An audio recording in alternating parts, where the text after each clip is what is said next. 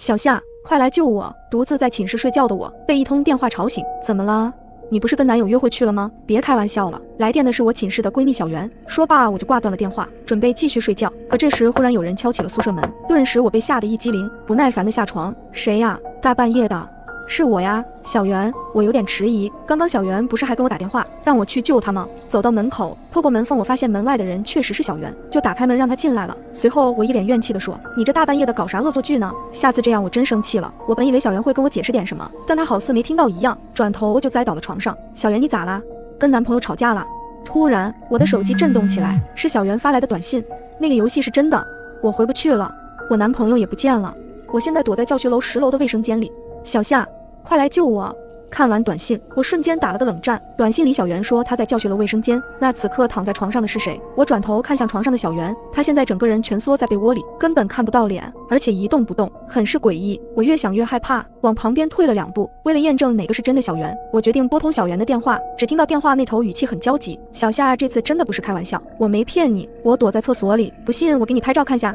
没过一会儿，我收到了小袁的照片，照片里的小袁确实在厕所里，并且眼神惊恐无助。我咽了口水，直到这时我才确定了这不是恶作剧。相对于床上躺着的小袁，我更加相信电话里的才是真的小袁。于是我轻手轻脚地往门口走去。正当我准备开门时，身后突然传来一个诡异的声音：你要去哪？我惊恐地回过头，只见床上的那个小袁不知什么时候已经站了起来，面带诡异的笑，一步一步地朝我走来。顿时我吓得惊慌失措，眼看他逐渐向我逼近，终于我猛地一下将门拽开，逃出来后，我迅速藏在了楼梯的拐角，惶恐地往后张望。结果等了一会儿，也没见到那个假的小袁出来。我没敢再回寝室。为了搞明白这件事，我决定先去教学楼找到真正的小袁。按照短信里的内容，我来到了教学楼10楼的卫生间。刚走进去，就看到窗口处有一个黑色的身影。我朝他喊了好几声，都没见他回话。我硬着头皮上前拍了他一下，回头一看，才发现是保洁阿姨。哎呀妈，你这小姑娘吓死我了！大半夜的不睡觉，瞎溜达啥？看不见我正戴着耳机听歌吗？阿姨，你有没有看到刚刚有人在这里？哪来的人？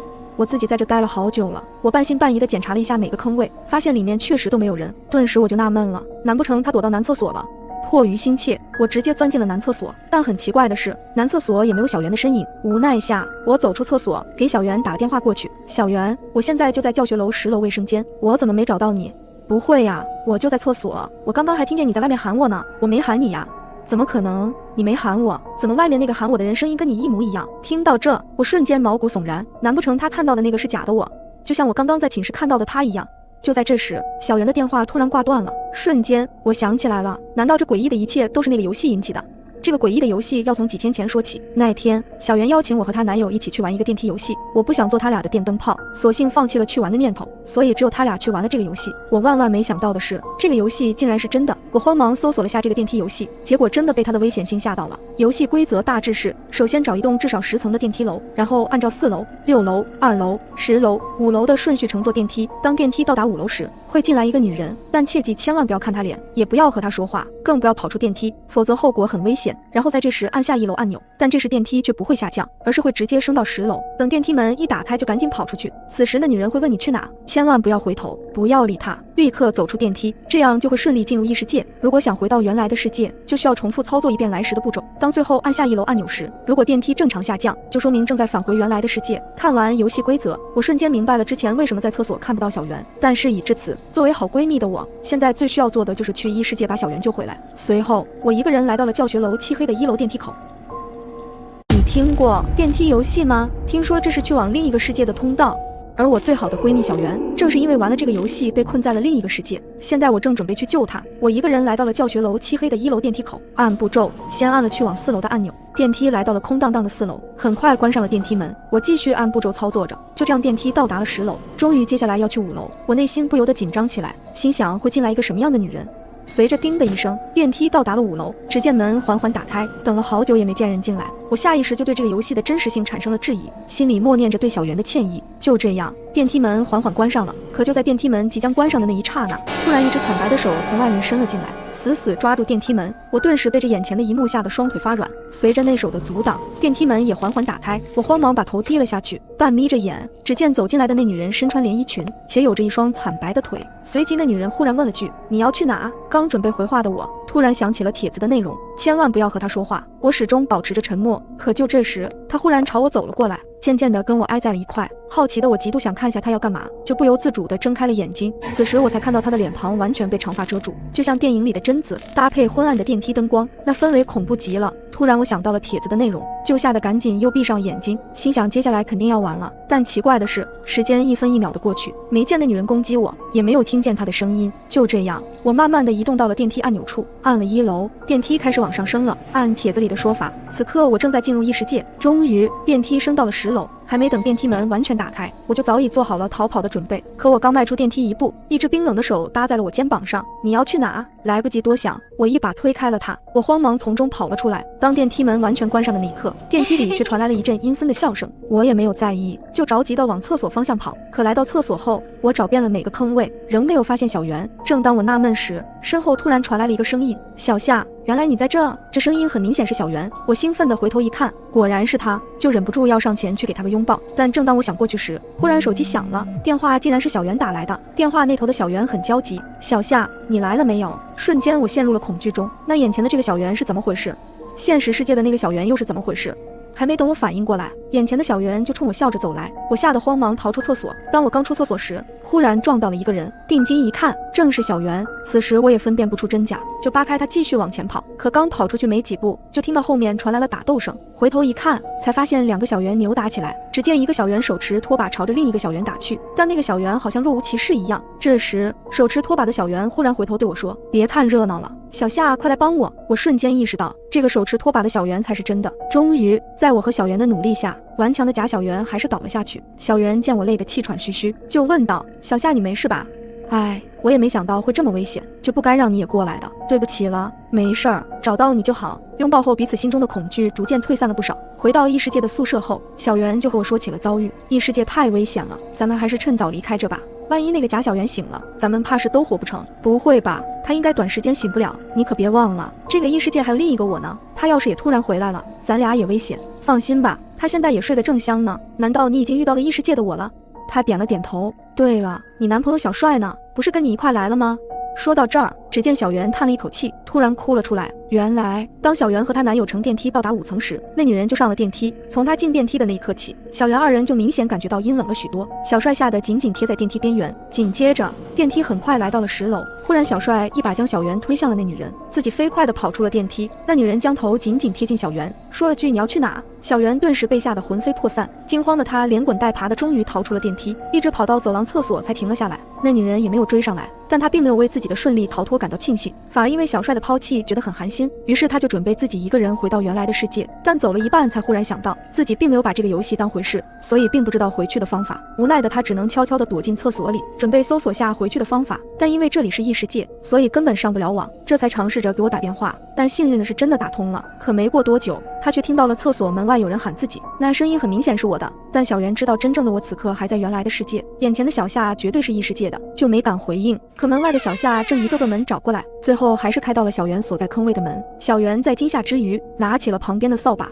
经过一番激烈搏斗后，假小夏倒了下去。为防止被异世界其他人发现，小圆就拖着假小夏藏在了楼道。恰巧给我打电话的时候，听到厕所的声音，再然后就碰到了我。听完事情的来龙去脉，随后我俩便来到了电梯口，准备回到原来的世界。按照帖子上的方法，我们按步骤操作着。可当经过8楼时，却从电梯外传来了吼叫声，那声音很明显是异世界的假小夏发出的。看来他醒了。当电梯来到10楼后，门刚一打开，突然就进来了一个人，这人正是小帅。小圆见后顿时一惊，正想说话，却忽然把脸转过去，但眼前的小帅却甚是狼狈。可能小圆出于怜悯，竟然走了过去安慰起小帅。可小帅突然惊恐地盯着电梯门，慌忙说：“快关上电梯！”我就赶紧关上了电梯门，接着来到了5楼，心想着终于又到了惊心动魄的时刻。随着电梯门的打开，我们心跳不断加快。我再三嘱咐小圆他们，电梯开门后千万不要看那女人，更不要和她说话。但电梯门开后，等了些许还没见有人上来，我就慌忙按起了关门按钮。但此时门好似失灵了，我努力地按着，但门仍然没关。就在这时，门外忽然吹来了一阵冷风，我们猛地一哆嗦。随后我隐约看到有个穿红衣的女子正快速地朝这边飘来，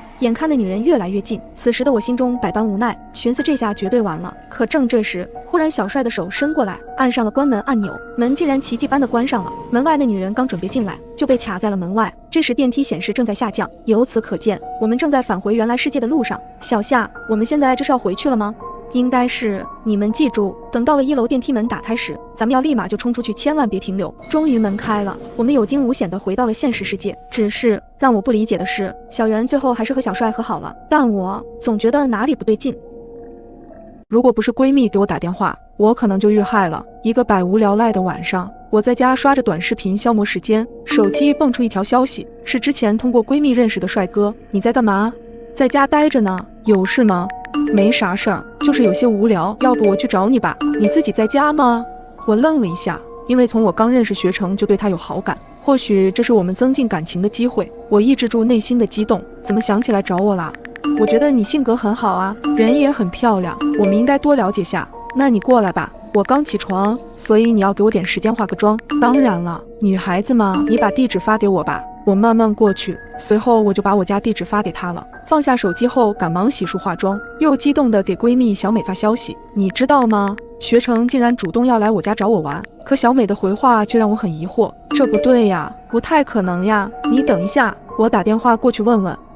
3分钟后，奇怪，我给学成打了好几个电话都没人接，微信电话还被挂掉了。你再等下。又过了几分钟，小美直接拨了我的电话，语气也很急切。喂，小冉，你千万不要和那个人见面，我问过学成，他根本没有联系过你。我一时间有点懵，怎么会？刚才跟我聊天的就是学成的微信呀。你不知道，学成他现在有女朋友的，而且他这样的人不会做出这种出格的事儿。刚才我还联系了学成的妹妹，她说他哥的手机昨晚被人偷了，所以现在联系你的根本就不是学成。听到这，我如坠冰窖。按照小美说的，我现在已经把自己真实的地址告诉了一个陌生人，如果那个人真的来了怎么办？难道要报警吗？就在我脑子里还在胡思乱想的时候，传来了一阵敲门声，我心里瞬间一凉，身体止不住抖了起来。紧接着手机震动，是学成发的消息，我到了，开门吧。没想到他真的来我家了，他此刻就站在门口给我发着消息，我顿时吓得面色如土，脑子里快速想着怎么办，该大声呼救还是报警？他清楚的知道屋子里现在就我一个人，如果他强行冲开门，我该怎么办？我鼓足勇气一步一步走到门口，透过猫眼慢慢朝门外望去，门外漆黑一片，可能是门外的声控灯没开，我该怎么办？突然敲门声又响了，我被吓得一哆嗦，因为敲门声，声控灯亮了起来，门外站着一个男人，宽大的帽檐压得很低，还戴着黑色口罩，根本看不清脸。或许是我长时间没回应，他的敲门声又急促起来，我吓得飞快退离门口。紧接着又来了一条消息，你在干嘛？快让我进去呀！过了一会儿，我稍微平复了下，鼓起勇气在手机上面回复，我不在家，我知道手机是你偷的，我刚刚已经报警了。信息发送过去之后，对方的状态上显示对方正在输入，然后就再也没有了回音。等了许久，门外没了任何动静，我慢慢靠近门口，突然再次响起了急促的敲门声。开门，我们是警察。出于警觉，我又透过猫眼向外看去，看到门外确实有穿着制服的警察，闺蜜小美也在旁边。我果断开门，抱住了小美，也总算舒了一口气。没过多久，警察收集完了情况，检查了一下房子的周围，确定没有什么危险了之后就回去了。随后他们根据手机定位追踪到了一个人，没过2天他就被逮捕了。我心有余悸，如果那天晚上我并没有给小美发信息，那么当天晚上到底会发生什么呢？想到这还是一阵后怕。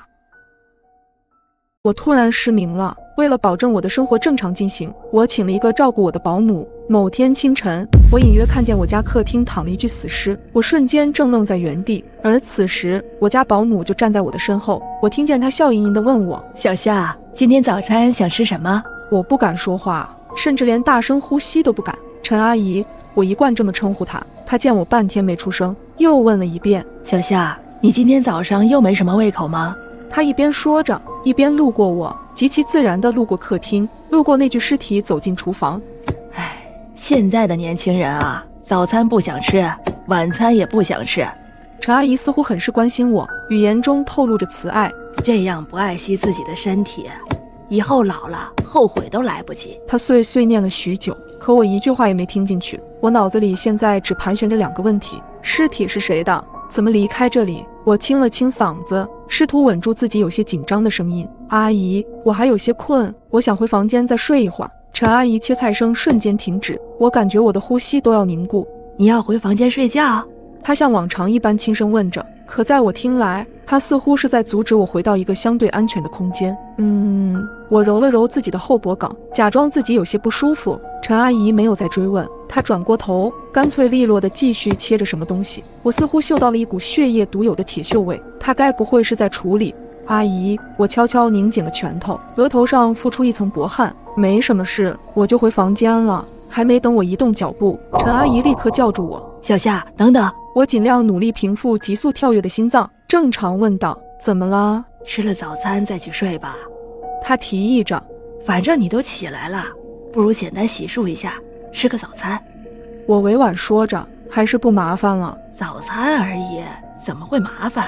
陈阿姨放下手里的刀，隐约看到她似乎要朝我走过来，我不想让她发现我的眼睛恢复了一些，便赶紧止住她的步伐。既然这样，我抿了下嘴，那我就先去洗漱了。陈阿姨又笑了一下，去吧，早餐马上就好了。我伸出手摸索着进了洗手间，浓郁的腥臭味在这个不大的空间里格外突兀。才迈了一步，我就觉得自己要呕了出来。他杀了人吗？他是在我家处理尸体吗？他就不怕我这个倒霉瞎子听到或者闻到什么不一样的异常吗？我连一点异样都不敢表现出来，强忍着胃里的翻腾，十分迅速且潦草地洗漱了一下，才转过身。我看见陈阿姨就站在我的身后，其实我能看见的距离依旧不长，而且视野模糊，但我明显感觉到她锐利的视线。身体一僵，小夏，陈阿姨温柔开口，眼睛却直勾勾地盯着我。早餐已经做好了，就放在桌子上。好，我现在就过去。我不敢在她面前展示出一丝不同寻常，便还是如往常一样，扶着墙壁，磕碰着桌子坐下。我摸到一个滚烫的碗，碗里盛着朦胧一片，看起来像是粥。我拿起碗里提前放着的勺子，在粥里搅动一下，微微咬了一小口，送到嘴边。陈阿姨提醒道：“还有点烫，你慢点吃，别着急。”我了一声，心思却完全不在这个上面，便极其敷衍地吹了2下就塞进嘴里。咀嚼间，我咬到一个软绵绵但很有韧性的肉块，下意识的，我把粥全部吐了出来，紧张间不小心打翻了粥碗，滚烫的液体喷落在桌面上，有些还落在我的大腿上。我能清楚感受到皮肤表面传来的强烈疼痛感，这突如其来的刺激不由让我叫唤出来。陈阿姨也被我吓到了，她赶忙给我递来了纸，我很想直接接过，但我不敢，只好咬紧牙，将手在空中挥舞着。陈阿姨，我需要纸巾。陈阿姨明显观察了我一下，我只能咬牙继续装成什么也看不见的瞎子。她等了一会儿，才将纸巾塞进我手里。哎呦，小夏，你怎么把粥吐出来了？有没有烫到啊？待我稍微收拾好后，硬着头皮解释道：“是我没吹凉就送到嘴里，结果烫着舌头了。”陈阿姨笑了笑，用哄小孩子的语气和我说着：“你也真是的，都让你慢点吃了，怎么还能烫到舌头呢？”她说完，还十分体贴地给我端来了水。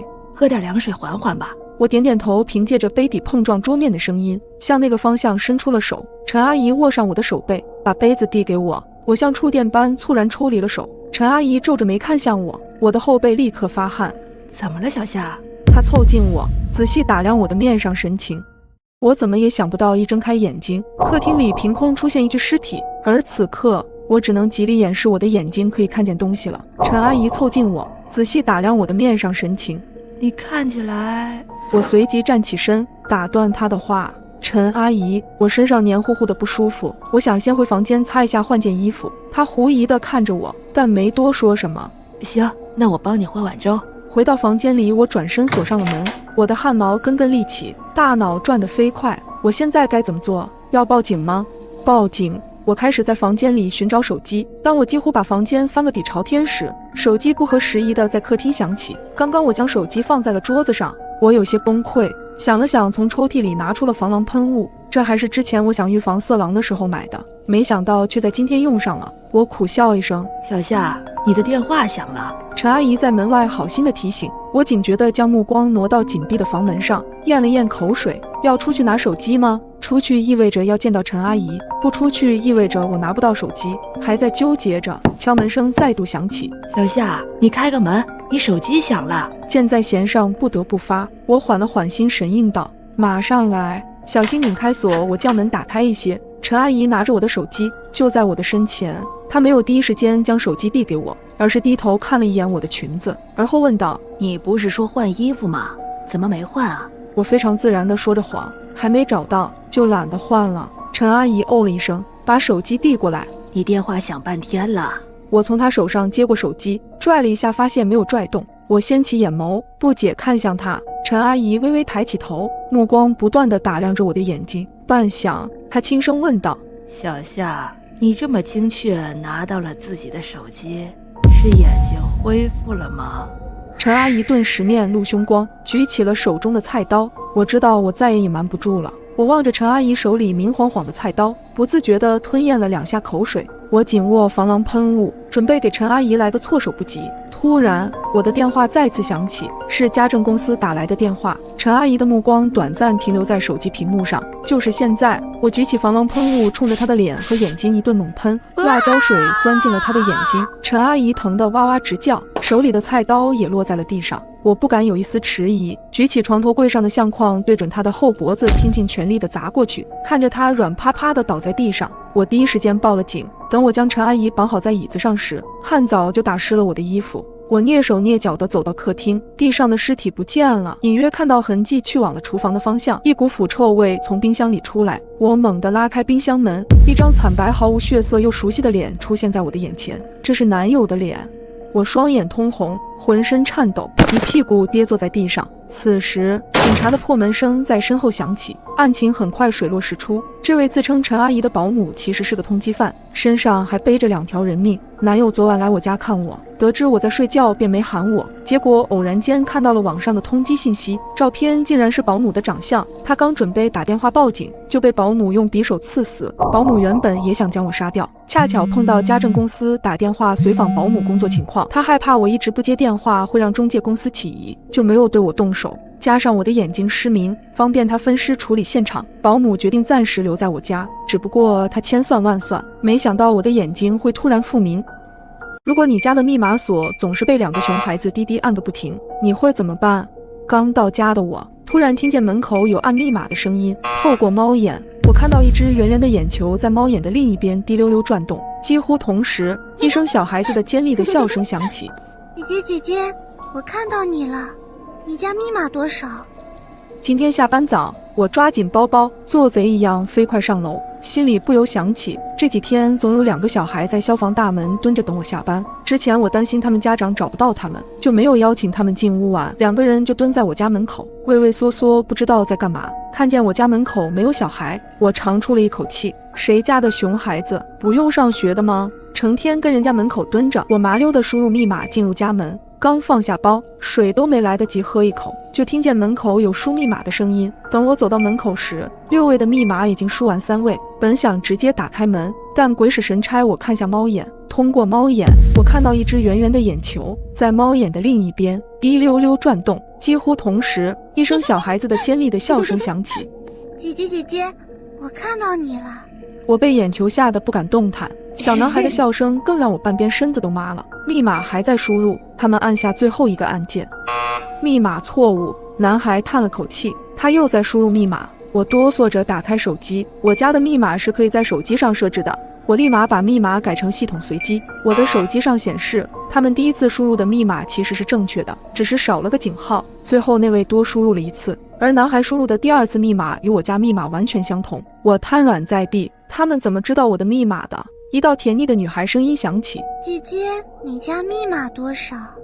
我回过神来，这个女孩比小男孩大一些。从前几次见面来看，她心智成熟，似乎很聪明。我开口：你们想干嘛？女孩凑在门缝上说：我想上厕所。楼下物业办公室有厕所，你自己坐电梯到负1楼去。我翻找手机里物业电话，通过物业一定能找到这2熊孩子的父母。姐姐，我不想上厕所了，你们家有没有不要的瓶瓶罐罐？女孩的声音近得像是在我耳边低语，我感到被蛇爬过的恶心与难受。我打通物业电话，让他们上楼一趟。在等待的时候，门外悄然无声。我试探着从猫眼里观望，门外空空荡荡，估计是听到电话，怕被喊家长，所以跑了。想到2个孩子鬼鬼祟祟的模样，我猜他们根本就不是在玩耍，分明是盯梢。门再次被敲响，我打开门，门口站着3个穿黑色保安制服的人。我简单把事情描述一遍。你是说，你这几天都看到那2个小孩在你门口玩耍？一道好听到可以去当声优的嗓音响起。我顺着声音看过去，黑色鸭舌帽下一双眼睛黑得像是能把人魂魄给吸进去。我呆愣一瞬。啊，对，他们经常在我门口玩游戏。玩游戏，他重复了一遍，嘴角无意间勾起，一个酒窝短暂的出现又消失。旁边一个40岁的保安用手按嘴咳嗽了一下，随即向我说道：“这样吧，蒋小姐，你跟我们下去看下监控吧。”我是鞭套。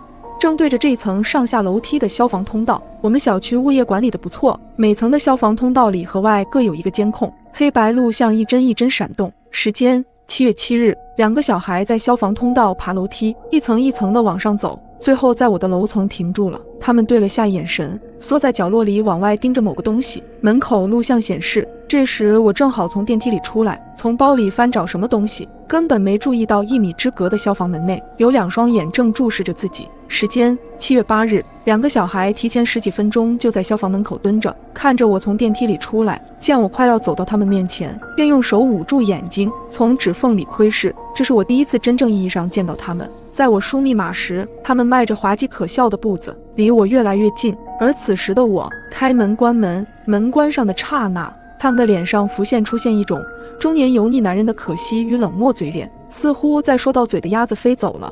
也许他们想遮的不是眼睛，而是脸。通过小孩子的游戏让我麻痹放松。随即，他们到底想干什么？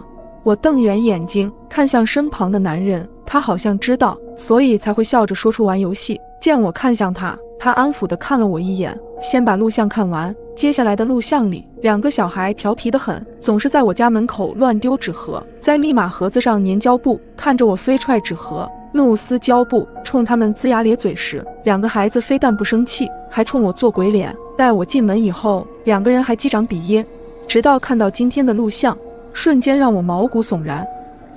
如果你家的密码锁总是被2个熊孩子滴滴按个不停，你会怎么办？在查询这几天的监控录像，我发现这2个孩子经常在门口蹲守着我回家，通过小孩子的游戏让我麻痹放松。他们到底想干什么？录像时间7月12日，也就是今天。我左右观望，小心翼翼地解锁进门。5分钟不到，2个小孩出现在我门前，男孩熟练地按着密码锁，几乎是不假思索地输入密码。从视频里可以看到，大一点的女孩子站在凳子上，透过猫眼在观察，手里握着一把水果刀，男孩口袋里也鼓鼓囊囊。看到这一幕，我呼吸不自觉地急促，目不转睛地盯着录像，眼中满是后怕。保安里一个人冷不丁地开口：“这2小孩是怎么知道密码的？”年纪大一点的保安在一旁操作电脑放大画面，示意我们看向走廊的窗户，那上面映出一双睁大的眼睛。你开门的时候，他们就在盯着你输入密码。之前他们故意在你门口设各种陷阱，就是为了窃取你家的密码。他怎么做到的？窗外的位置有个小平台，他应该是踩在那个上面。他侧过头认真地对我解释，我瞬间鸡皮疙瘩遍布全身。这还是小孩吗？看完全部的录像，我害怕到不敢踏出监控室的门口，那2道如影随形的眼睛似乎就在外面等着我。我不敢细想他们要是进了我家门之后会发生什么。我叫明成，我送你回去吧。那个保安小哥说道。就在我们刚走进楼道时，突然听到轰隆一声，身后好似有重物坠落。我刚想回头看，一双手捂住我的眼睛，别看了，先回去。我虽然应和着，可空气中弥漫着一股甜腥气，还是被我鼻子捕捉到了。转而我们进入了电梯，明成按了8楼的按键，便掏出手机快速的打字，好像在给谁发着消息。我们从电梯走出后，明成的眼神停顿了几秒，我顺着他的目光望去，我家门口画着一辆格子公交车，蓝色粉笔画出大致的轮廓，旁边用红色黏腻液体画了3个歪歪扭扭的字，捉迷藏，上面有很明显小孩的脚印，一个大一个小，那2个小孩还在这。我瞬间心惊胆战起来，别紧张，没事儿。明成话还没说完，就听到他对讲机里传来了声音：“3幢有人跳楼了，似乎是从8楼跳下来的，是一名女生。”对讲机滋滋的声音传来，我这栋楼不就是3幢吗？那8楼，我想起刚才楼下重物坠落的声音，我突然意识到了什么。正在我思索时，隔壁邻居的门突然开了，2个小孩从里面走出来，似乎没预料到我们俩在这里，笑意僵硬挂在脸上。男孩子手上拎着一个黑色的包，没等我反应过来，明成瞬间冲上去控制住了他们，在他们想从包里掏出什么之前，死死捏住了他们的手。叔叔，你干嘛？你捏疼我了！小女孩眼巴巴地瞪着明成，随即又看向了我，眼角带上眼泪。姐姐，你让叔叔放开我吧，他拽得我好疼。我刚想开口说些什么，明成转头过来严肃地对我说了一句：别听他们说的，我刚刚已经报警了，我注意他们很久了，他们根本不是什么普通的小孩子，这也是我第一次仔细地观察他俩。凑近之后才发现，小孩的脸并不似正常孩子那种光滑水嫩，脸上甚至有点沟壑。本市新闻播报：7月12日17时许，马吉小区发生一起女性坠楼事件。经警方调查后发现，这是一起人为的入室抢劫凶杀案，凶手为一男一女2名成年侏儒症患者，他们凭借身体的优势骗取同情，进而实施作案。在这里提醒广大人民提高警惕，注意安全。我坐在电视机前看着昨天的新闻报道，有种恍然如梦的感觉。后来的事情还是明成告诉我的，那2个假小孩因为身体的问题，找工作时处处碰壁，生活里也常被别人瞧不起。渐渐的，他们的心理发生了变化，仇视比他们健全的正常人，为了生存下去，把自己假扮成小孩子，在附近小区踩扁，打着捉迷藏、玩游戏的幌子，让人放松了警惕，便开始作案。他们在我这里没能得手，就把目标对准了我隔壁的姑娘。她出差刚回来，当小女孩提出姐姐，我想上厕所，隔壁的姑娘心善，让他们进屋子了。女生最初并没有太在意，直到发现他们偷偷翻找自己的东西，3个人才争吵起来。他们担心事情就此败露，索性将女生扔到了楼下，活活摔死。当明成把这些事情说给我听时，我震惊不已。原来同情心真的也能害死人。